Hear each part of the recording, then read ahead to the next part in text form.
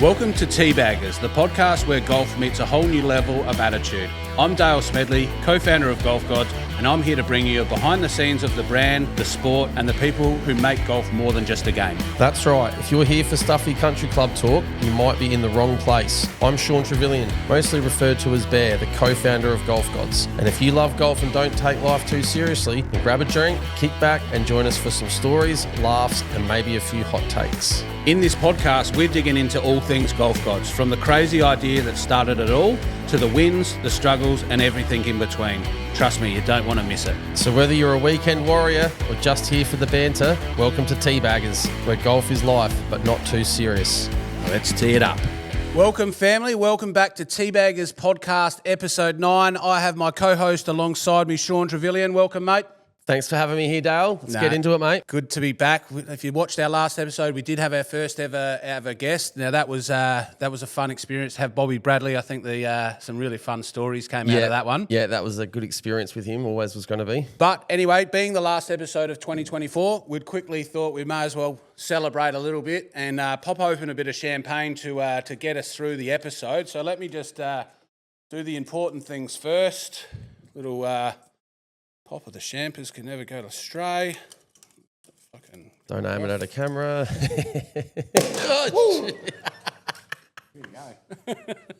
We're on. And they don't actually trust us with glasses, so we've got the old plastic ones for the sparkling. But here you go, mate. Thanks, mate. When you run out. Good man. So I'll just top one up for myself. Beautiful. What a great season. Sneak a little cheers in. Cheers, mate. Good job. Teabaggers' first season done. Cheers. But off the back of that, what we did want to start with today is actually some comments that have been shared. We've had lots of good feedback over the time, in person, online, and all of that sort of stuff. So we did think we would go through some of the good and the bad, or... Probably go straight to the bad. I mean, we're not immune to it, Dale, so we're open to it, and we thought, why not get it out there for everyone? So this is definitely not staged, or we know what's happening. We've been handed a piece of paper here that we don't actually know the comments for, and we're going to read them out. So I'm going to go first. I want to have a look. Okay. So, all right, let me have a look. So one of our most... viewed videos, I would say, is about the red flag and putting with your glove on. And it definitely did trigger people both ways. I thought it would get a lot of hate for the people that did it, but there's actually a few, probably more than I thought, that actually were down for the putting with the glove on. Yeah, I got a lot of support for wearing your glove with putting. It was, I don't get it playing with anyone, but online I did get a bit of support. So I'm reading this for the first time. One of the comments on that video was, I think you guys need to step away from the pies for a while. So that one's gone straight to the fucking waste. Thanks, mate. Yeah, that's brutal. And I can guarantee without even looking at it, this guy's probably 45 years old, probably a single dad. Private profile, picture of his dog or his kid as his profile picture. But yeah, thanks for that. No, probably a fair comment there. Feedback taken on board. The putter is in contact with the ball for a split second. Anyone who thinks you can feel the shot is fooling themselves. Well, what do you do with your hands when you're in the bedroom alone? It's Yeah, you need to feel. I mean, we debunked that, Dale, didn't we? I debunked that theory, so I appreciate that from him. But. Okay, I've got one more from that video. It's funny that the tagline is basically, you're not a scruffy country club, but then you bag Bear for wearing a glove while he's putting. I don't support him for wearing a glove putting, but I will speak up about the right to wear one. Yeah. Appreciate that. Do you have any more on your? You haven't seen yours, so do you have any more on yours? Let me have a flick over here. A couple regarding our Duffman polo. Yeah. I know who's written these. All right. Firstly, for $84, I expect a 6-pack of Duff to go with it. Fair enough. I mean, I wouldn't mind a 6-pack. If we could ship alcohol around the world, we could probably do that as a feature. No, not a bad comment. I don't know. I don't know if this is real or not, but guy behind the counter deserves a raise. Did he just write these? I think he might have. Our showroom lad Darcy there's just getting himself a little free plug. Another good one here, Kyle Berkshire's video. So this is from the Bobby Bradley interview last week. Yep. You asked him about Kyle Berkshire's world record drive of 600 plus yards. And a guy wrote, if this wasn't a Golf Gods ad, I'd almost believe it. So, I don't know why we look like we're not honest about our things. Let me have a look. All right, this is the last one I'm going to read. There's two here. So this is a bit of feedback from some customers, as a matter of fact. This bloke looks like he sleeps with the light on. Real winner that Sean is. Was that from a customer service inquiry? That was a customer service inquiry. And the last one, can't hide behind that mo, mate. Can see right through it, you coward. What has a mo got to do with it? I don't know. It's going after it. I've only had it a month. Give the old chopper vibes. I thought it looked all right, but as tough as you look with that mo. Anyway, thanks everyone for your feedback. I've got a couple more. Oh, you got more? Yeah, I've got a couple more, Go mate. on. So one of my most viral videos was all shot by accident. I didn't mean to it wasn't part of the show, was my shocker glove video where I had the ice cream and I licked it. Now, there's some crackers on this one. Middle-aged dude with a high handicap acting like a tween. Pretty much. That was spot on. Well done. I wouldn't golf with anyone again if they wore this stupid glove. Yeah, you sound like a boring person, Yeah, so we wouldn't sound like golf with you either. Talk about a 40-year-old virgin. Get real, mate. Only action he's got in years. Oh, damn. Don't need to see the circus when you got these blokes acting like clowns. Yes, that's what we're It's all here here for guys. entertainment, Yeah, mate. It's we're all a here bit to- of fun. exactly. That you've hit the It nail is the there. best way to do your marketing. Get them talking, get them chirping. Yeah. We love the comments, so keep them coming. Like, Yep. There's got to be some more better ones than that in the next few weeks so we can read them out in 2025. Definitely. But, keep the comments, good or bad. We love to hear them all. We do, the whole people in the office do like talking about it. It is a common theme each week is talking about the comments. Who's given us some stick and whatnot. So, no, it's all fun. We love it. It is. So, anyway, we'll move on to this week in golf. What have we got coming up this week? So, exciting, Dale. And we're going to get into the highlight of this more, but obviously the PNC tournament's coming up, which features Tiger and Charlie. Yeah, tell me a bit more about the PNC for those who don't know. So PNC tournament, it's a father-son event. It's a 20-team field. Yep. And you've got Tiger and Charlie Woods. Yep. John and Little John Daly. Yep. Last year's winners, Bernard Langer and Jason Langer. Yep. Nellie Corder and her famous father, Peter. Yep. So, just a good event that's away from your traditional 4 rounds of PGA Tour event. It's just a little father-son situation and daughter or mother situation. The best thing I love about this tournament is you've got grown men, 40-plus-year-olds, watching 11-year-olds play golf. Not only watching, but like Fiending. Yeah, fiending about it, yeah. So anyone that's watched this has likely obsessed over Charlie Woods for 3 or 4 years It's now. definitely just a little intro to the future of what we got because obviously even like Matt and Carson Kuchar, Cooch there, he's going to be an absolute jet. Yep. But it is fun seeing the younger generation coming through. No Justin Thomas this year, which he's played it a few times because I know Charlie Woods and Justin Thomas used to get in a little tit for tat on course, which was great. Yep. But what about, obviously this one's a, 20-man tournament. Well, we've obviously got the showdown coming up, which is, I think, Rory, Scotty, Bryson and Brooks. What do you reckon one would get more viewing out of Tiger Woods and Charlie Woods and John and Little John Daly? Do you reckon the one that's coming up this week, or we did a fake one with the No, I reckon kids? Woods and Daly would outrank it. I reckon it would too. Yeah, Imagine that. They're popular, very the most popular figures in golf, really, aren't they? Yep. That they'd be the most searched all the time online. And Who do you reckon's going to win? Because you got Tiger Woods who's struggling a little bit. John's definitely past his prime, and Little John's an absolute beast. I reckon the Langers are going to go back to back. Oh, okay. Yep. Fair enough. Bernard's had a surgery this year, and he's come back and won a couple of times on the Champions Tour again. I think he's won about 800 tournaments on that league. He's a dominator, so that's who I would expect to win. Look out for them. Jason's a little bit older, so he's got a little bit of an advantage there. Exactly. I'm not even sure. Are they handicapped, the amateurs? I think they are. They play off different tees. So Yeah. based on their age and ability, they get different tee blocks. So to make it fair. So, yeah, I love looking forward to this event every year. It does definitely show the future in golf, and this is the stuff we've got to look forward to. Obviously, leading into that, as I did say, we do have the showdown coming up. It's actually this week. I think it's the 17th. Yep. 17th. So anyone that doesn't know the showdown, they have done a few of these matches before where they either put two pros or two sort of celebrities together.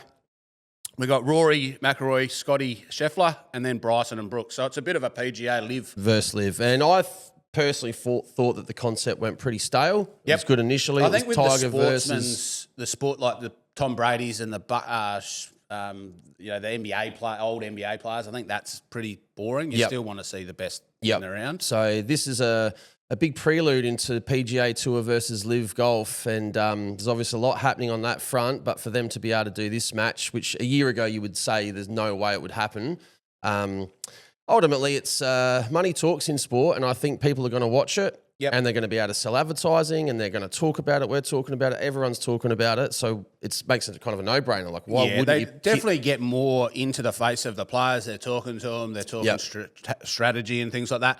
One of the notable things about this event, it's the first sporting event of its kind, or in any sporting major event, that's got a cryptocurrency prize. So it's a $10 million cryptocurrency prize. Now, that's the first of its kind. Now, is that 10 million of Bitcoin, or is it spread across a portfolio into some alts, Doge, and all the others? Not really sure. What are you taking? All crypto or also Bitcoin, or a bit of, she's bit of everything? At her record highs. I'd want to go half Bitcoin, half into some really random things to what try about and the get Tour token? I would stay away from that. No, so that made me think there's definitely some other sporting players and some contracts being paid out in crypto. One of the most famous ones was the OBJ one with the Rams contract, took it all in Bitcoin. Yeah, I mean, when he did that, he copped a little bit of stick, and it wasn't as mainstream as it was now, and then it went down. So then there was a lot of especially on X, formerly Twitter, a lot of haters chirping at him. And then when it hit its high, he just tweeted something like, "Not a bad choice, was it?" Yeah. In my research a little bit earlier, you're going to love this one. There's a guy called Russell Ugang, can't really pronounce his last name, NFL player, back in 2020. He took half of his $13 million contract in Bitcoin. Now, I did the maths. That's $7 million worth of Bitcoin today is worth $35.5 million. How good. So he's five-bagged that He's without doing anything. It. He's into retirement. He probably hasn't touched it. He's got another $7 million, and that's probably not his only contract he's got. So I hope Russell's still got that, because that would want to be the awesome contracts of all time. So that is something that's going to happen a bit more. I think the cryptocurrency in terms of the sort of prize money will be pretty fun. One of the other things that did come out this week is Brooks Koepka. He has suggested that he would love to see a Ryder Cup style live golf versus PGA Tour. How epic would that be? I mean, again, just like a no-brainer, isn't it? When you think about the last 3 years and all the opinions and the feuding around PGA and live, and we're going to talk about it a little bit more later, but to be able to still hold a contest one-on-one, like every Ryder Cup is so popular, why wouldn't you want to see... Imagine the first hole of a live versus PGA Tour. I mean, if it's not as big as the Adelaide Party hole, they're kidding themselves. They have to make it count. Who do you think's winning out of live golf? Live golf would beat them, I think so, I reckon live golf will get them too. That's my tip. I think PGA have got a few of the top ones, but they run dry pretty quick. Where the live guys are strong all the way through. So obviously, live golf is going into its new season. It's in the off season. They did have the international series on the weekend. Just finished. Now the story behind the winner is an absolute cracker. Love it. It's the typical golf grinding sort of story. Gonna give up. Gonna keep playing this and that. So this is how Chepo Matt, we call him Max Lee from Taiwan, won his spot onto the Live Golf Tour. He turned pro in 2015 with his Asian Tour card. He lost his Asian Tour card. He played various development tours. He regained his Asian Tour card. He qualified for the International Series. He won an event, first event in 9 years in October. And then won the event on the weekend to get his Live Tour card. Outstanding. So what's that? 9 years of absolute grinding, on tour, off tour, not making cuts, trying to make a lifestyle out of it. Yep. And then all of a sudden, what do you think his contract would be off like? Probably going to be, he's at $5 or $6 million minimum, something like that. Mil at absolute bare I mean, minimum. they haven't done their draft yet, so what team what will he's happen on. to him? He'll get drafted to another team? I believe so. There's still rumours about other players signing and other teams being added. So they have a few. Obviously, Anthony Kim's a famous one who's an independent on the tour. So I think there was two or three this year independents that weren't on a team. And I think if you do the numbers, I think they can bring in one more team. Before John Ram, it was two with the 50 hole. If they want to do a shotgun start, they can only bring in one more team. Who would you like to see come over to live from a big name PGA player? The rumours of Tony Finau, I got excited about. I didn't got excited about and that. he's I think debunked that. Down, he shut that down, unfortunately, because I thought he'd be cool. He's a good personality. Yep. I reckon, I don't know who on the PGA Tour. I think for the controversy, I'd like to see it be Scotty Scheffler. Just to be saying, like, they took John Rahm, he was world number one. You know, they got Cam Smith, he was world number 2 at the time. If Scheffler jumped ship, like, just imagine the absolute tidal wave. Yeah, well, as you say that, it's funny because Tiger Woods has been the most dominant golfer on the course and off the course. If you're talking most Googled golfer of all time, the last 20 years, there's no one beating him. Well, we've been in business 10 years and you go, oh, gosh, there's a hell of a lot of traffic on the internet about golf. What's going on? And then you go, oh, Tiger's playing this week. He just moved the needle, moves the massive needle. He wins I don't know if they still do that PGA Tour thing that they do every year, but he wins it every year. I forgot what it's called. I know what you're talking. The PIP? The PIP money. The most searched and internet person. But in saying that, in 2024, for the first time in 2 decades, Scotty Scheffler has actually finally passed him. That is unbelievable. So off the back of his Masters win, the Players win, the Olympic gold medal, him getting arrested at the Players. He's had a Tiger year. He's had arrests. Year. He's had majors. Yeah, he's been arrested. Yep. He's now the most searched golfer in the world. There you go. For a bloke that's relatively boring on camera. Yep. He did say some funny things at a press conference the other day. I did forget exactly what he was talking about, but he actually had some jokes. I was like, hey. Bit of personality behind him. Yep. Need to bring that out a bit more. Yep. I think that's incredible because, for 10 years, Tiger's injured. It's all we talk about, that he's injured. Yep. He's getting fit. It's all we talk about. Yep. Above anything else in golf.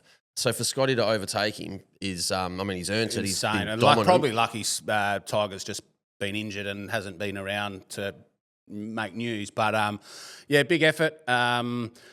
It'll be interesting to see what happens over the next few years with him. But if he keeps winning and getting arrested, there's nothing stopping him. Yeah, well, imagine the orange uniform of the on live team. Some sort of jail. Jail. Yeah, Shackles. Exactly. You should do it. Imagine it. It'd be awesome. But obviously that obviously leads in. We've obviously talking a bit live and that. There is news that the PIF, who owns Live Golf, have bought into or about to buy into the PGA. Yeah, so it looks like that's going to happen. At 6%, they're looking to purchase, which puts the PGA Tour at a valuation of about $12 billion. Yep. We obviously talked about Greg's rumoured departure from the CEO stand. I said it wouldn't happen. Yep. And then a week later, it's come out that they've basically appointed a new CEO. I think he's already he was the one that broke it. Yep. So Scott O'Neill, who's been a CEO at the Philadelphia 76ers. Yep. He's been at the New Jersey Devils, and he's currently working for a amusement conglomerate. Can you pronounce that? I can't. Based out of London. So they've started with Greg, who's a polarizing figure in golf, to really just make some noise in the golf world. Yep. And now it seems like they've transitioning to a CEO that has vast experience running sports organizations. Not that Greg didn't either, but more so it sounds like he's more of a behind the scenes operator, where Greg needed to break down the walls shake and some hands and get out to the crowd and just help happily to trigger people, and wasn't bothered about the hate that they got. He really embraced it. So this transition seems like it's a really professional move. And shows that Live are here to stay. They're not appointing someone to take Greg's role if they're not thinking about this being a long-term Nah, that's right. event. And if you think they're buying in the 6%, does that just get them the the ranking points and the access for their players to play like Ryder Cup. That's what you would expect. You feel like that's for them. I mean, I'm not sure if their investment's going to generate them money, but they're probably not needing it. They don't generate a lot from Live at the moment. Yep. It's more about having a bit of removing all these bans and letting players be able to freely go between both. What I don't want to see personally, I'd hate to be seeing the Live teams have players float in and out. You know, for me personally, I think you want to see your team be your team. Yep. You know, so you imagine the Rippers, we've got our 4 boys. I don't want to see an event where, Cam's going to go and play the Players' Championship, so now he's sub someone else. You know, I hope that doesn't happen. Yeah, if you're trying to build loyalty to your team and really build a club culture, I think you've got to keep your teams as they are and let them come across. Yep. And, PGA Tour players can have the option of joining a team at various points. Yeah, but you can't just swap. I hope not. Yeah, you don't want to end up... Poor old Adelaide here, it's the biggest event. They go, we'll send the B grade out there because they're going to rock up anyway. You know, we want the best at all the events. Yeah, 100%. So anyway, that's a good little start. I did miss off the top. We're actually live on TikTok today. Our first ever live event. I'm dry. You're finishing up. Let's have another one of these before we kick into the second round of the pod. So 10 years of social media, we have never been live on any platform. Yeah, we did. Remember we did it at Waste Management like in 2017? Sorry, Dale, you're right. That's a terrible I don't remember it, but I know I was there for it. It was just as live stuff was coming out and everyone would just randomly go to the events, go live for a few minutes and then bounce off. So we were giving it a crack. But I think live viewing in terms of Instagram and Facebook and things like that is definitely making a comeback in 2025. So if you're on social media and, trying to grow your page and things like that, have a crack at going live. Yep. We're doing it for the first time today. You're going to see a little bit more of over the next in 2025. Yep. But yeah, hope you guys are enjoying. We get any comments from people, or what are they giving us, the finger? More hate? Oh, didn't take them long, did it? We'll read them out next time. One of the little stories I wanted to talk about, obviously there's big news around the college football teams at the moment with the Heisman and trophy and things like that. And this is your domain, Dale. The nil allowances. You enjoy this? The American nil allowance, the name and likeness, it's only been brought in the last couple of years. Obviously, the famous Reggie Bush story where he lost his Heisman and I think his parents were given a house or something. They weren't allowed to earn any money. There has been a big thing over the years about pro golf and amateur golf, and you can't win prize money and things like that. Yep. Just as quickly, I reckon I've uncovered something here. Go on. We've got, all right, so you got Shender Sanders, the great college NFL players, or not NFL. He's going to be a good NFL player. He's on $6.2 million for the year in sponsorships and things like that. Livy Dunn, I think she's the gymnast, 4.1. It obviously goes down quite quickly. It's dominated by basketballers and footballers and things like that. And there's no golfers, definitely no golfers in the top 20, probably in the top 100. Yep. The top college golfers that I can see might get around $250,000 in nil allowances. Yep. I think from what I can do the research on, $60,000 it costs to actually go to college and do the things if you haven't got a sponsorship. So majority of those guys are forking it out in the thing. Mm-hmm. But I have uncovered the next big thing in golf with the biggest nil allowance in golf has ever seen. Go on. Do you want me to tell you about it? I want to know. Right. You tell me the sponsor who you think will sponsor this guy. His name is Harry Cox. He's committed to Grand Canyon University. He's an Englishman. Young fella, he's ranked number 8 in European golf.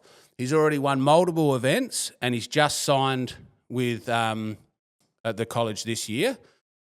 Harry Cox. Who do you think would sponsor a guy called Harry Cox?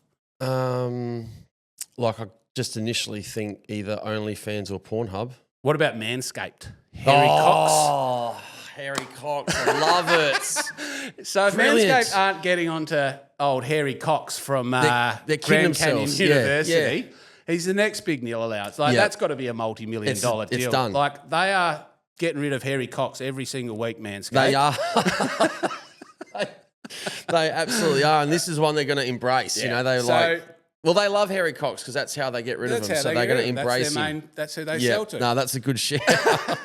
So look out for Harry Cox in the university golf scene in the next few weeks or in this year. But I definitely think, Manscaped, get on board because that's I love that. Ultimate no-brainer. Love that recommendation. Can we ask some direct questions to the... So, live audience, TikTok, what have you got for us? We're sitting here. We're having a couple of bubblies. Anyone want to... Tell us what you want to hear from us. Do you like the golf, like live golf updates? Do you want to hear about social media, business? Do you want to hear how many pies a day we eat? Like whatever it might be. We need a pie sponsor. We do. Well, we've got one. Yeah. Shout out Villies. We've got their pie warmer out the back. Next time we need to load that up. Good SA brand. But if you've got some questions, send them through and we're happy to answer them as they come through. Yeah, absolutely. So one of the other things that came out just the other day was the top female money list. Yes. Yep. Now, obviously some big money for the top sportsmen. Yep. Sportswomen, sorry, yep. Tell me who are the golfers on that list? So Nelly Corder, number 8, and she's had a Scotty Scheffler kind of year. She's absolutely dominated the LPGA and thoroughly deserved to be there. $14.4 million US she's earned this year, and I think only about 3 of that is from prize money. So is it Coco? Oh, Nelly. Where we got Nelly? We've got $4.4 million in prize money, and then we've got $10 million in endorsements. Yeah, so absolutely thoroughly earned because she's really waved the banner for LPGA this year, and it's thoroughly deserving. She's been dominant. Some of her sponsors: Nike, Goldman Sachs, Cisco, and TaylorMade. Yep. One of the ones that I caught my attention for more ways than one was Elaine Gu. Go on. Gu, I think that's how you pronounce it. Now, her salary or winnings is absolutely nothing. Yep. But her endorsements is $22 million. She's the second highest paid female sports athlete, and I've never, ever heard of her. But I did Google her. Yeah, okay. And now I know why she's the highest paid endorsement woman in the world. I've never heard of her. What does she do, Dale? She is a skier. Okay, skiing. Freestyle skier, sponsored by Red Bull. So Olympic year, did she win a gold medal? Probably, don't know, don't care.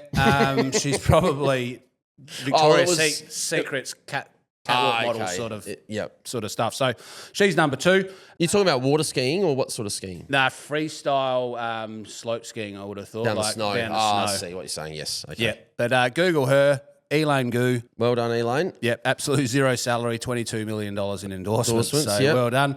But then obviously we've got 2 more in the top 15 in the girls. We've got Lydia Ko. Yep. The great New Zealand female golfer. Yep. And then Juno Tickle, which I'm assuming she's probably Thai, Asian. I'm not sure who she is either. But Lydia's, she's had a long, good, successful career. She's only 27 too, but I think she started at 15 or something, didn't she? She's got another good couple of years of making long time really good money. Yeah, between Nelly and Lydia, they'll be going hammer and tongs. Well, for the part next of that few years. as well is that on that top 10 list, Caitlin Clark was Time Magazine's Athlete of the Year. Mm-hmm.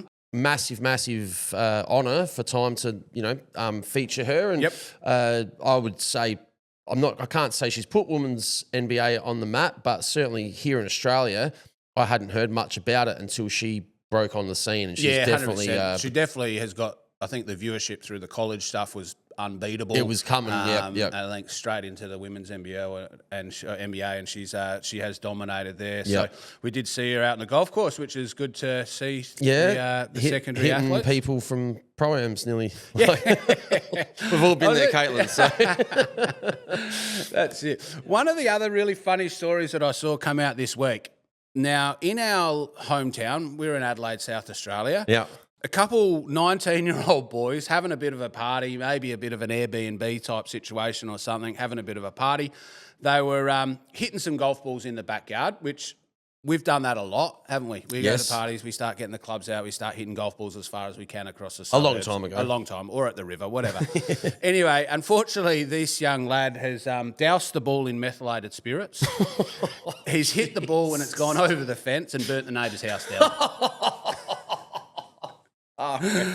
So for a 19-year-old New South Welshman, now he's going to have to pay for probably in excess of $500,000 house. So hang on, he doused a golf ball in methylated spirits? Yeah, so he's obviously got some methode, lit the ball up. Lit the ball first. Lit the ball and then hit it with a golf club. He's basically hit a Molotov cocktail at a house. At a neighbour's, and obviously Jesus. maybe gone onto the back porch, sat there and just burnt the whole thing to the ground. Yeah, look, I mean, hitting a golf ball and breaking a window is bad enough, but hitting a lit flame is... Imagine the flight home to New South Wales the next day trying to... and he was 19, you say? He's 19. So, I mean, he's going to be in debt for a while. Well, you assume he lives with his parents, so he's got to go front them straight up. And I mean, you go to jail for that, or do you...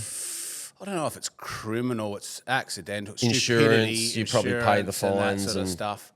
Well, yeah. Hopefully the insurance cover it, because he's a 19-year-old kid's probably not going to. I doubt that he ever intended to do anything other than hope it would burn a letterbox or something, which we've probably you think done maybe a few it times just, as kids. like, but once you hit it, the flames would go out. Yeah, or you maybe see a flash in the sky like a shooting star, Yeah, and then a you little think shooting it's star. job done. Do you reckon they hit the ball, didn't know it was on fire? Yeah, this is good fun. Go back, have a few beers, and go, fuck, what's that smell? Well, I'm also wondering if he's hit it but didn't light it, and then it's triggered when it landed. But no, I think it would make more sense that he's hit a if they're flaming doused it ball. in meth, though, they're going to light it up. They're going to light it before they hit it. Yeah.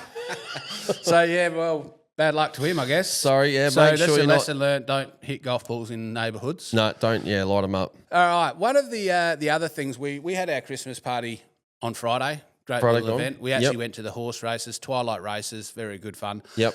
But it did get us thinking about how many sporting events do you go to that you don't watch the event? Yeah, well, obviously, I mean, I love a punt. Don't mind having a dabble on the on the sports that are out there and trying to get a multi and win something big. But horse racing, we had a horse called Gilmore in the second race that we all got on, paying $11, and it came second to last. Went nowhere near it, and that was the last bet I had for the day. I looked at my account too. That was the last bet I had. So I gave up after 2 races, and I think the only other race I saw was about race 5 when I was stealing a vape off a staff member, and I happened to be on the balcony taking that, and they happened to be running. I was like, hey, we're at the horse racing. That was about all I watched. Yeah. There wasn't a lot of people super engaged with the horse racing. There was no one super engaged with these horses. There were screens everywhere. The track's right there, but everyone was just there to mingle. Yep. And it's not an uncommon thing at sports, we find. No, absolutely. So one of the most famous ones is in our hometown as well, which is the Test match cricket. With what do they call it? So we have the Village Green here. So for those that don't know cricket, Adelaide Oval this year played India. Yep. 3-day with 2 and a bit days. You had 50,000 people day 1 and 2. Yep. 38,000 rocked up for an hour and a half on day 3. It's normally an 8-hour day. So big numbers of people. And majority of them sit out the back at the Village Green paying $20 a beer or whatever it is, and they have no idea about what's going on with the cricket. They just do not care about the cricket. They just want to buy expensive beers and hang out and be there. Hang out. So there's a few other events that that we've been to do. Waste management is one of the ones that come to mind. Yep. The amount of hospitality packages that are sold at Waste Management is next level. 4 stories high around one hole, and then there's 2 or 3 other holes that have got basically the same sort of setup. Yep. So the amount of times you do go there, and absolutely most people don't look at a golf shop being hit. Yep. Obviously, Live Golf Party Hole is similar. Yep. The amount of probably non-golf demographic that actually go to that event for the social side of it compared to the thing. So yeah, there's isn't the best sport the one where you don't actually go to watch the sport? Yeah, well, I mean, you think the V8s and the F1s, it's more about the corporate spot and basically getting to socialise and probably being annoyed as the sound of the cars go past you after a little while and you interrupting your chat. So you're more interested in hanging out. But yeah, love to hear from the fans. Where did you go to a major sporting event, pay a premium, and absolutely not watch any of the sporting event? Yeah. So tell us your favourite spot to do that. Yep. There's definitely more out there than the 4 or 5 we've just listed off. Yep, definitely. But anyway, that's basically a wrap for Teabaggers for 2024. Yep. What a start. We're going to bring some new excitement, I reckon, into 2025. We're going to do some in-house guests. I think they'll be really fun. And we're going to do more TikTok lives, Instagram lives. So I believe the questions we got were too non-PG to discuss live on air. So we'll filter those and come we're back an later. R-rated show, aren't we? We are until they ban us, and TikTok itself is getting banned apparently, so we've got to be careful with what we do and don't say. But thanks for everyone that's been firing up, and the staff are on top to respond to comments, and that's what it's all about. We hope everyone has a Merry Christmas. Stay safe for these holidays. Come back in 2025 for the Teabaggers podcast. Enjoy your day.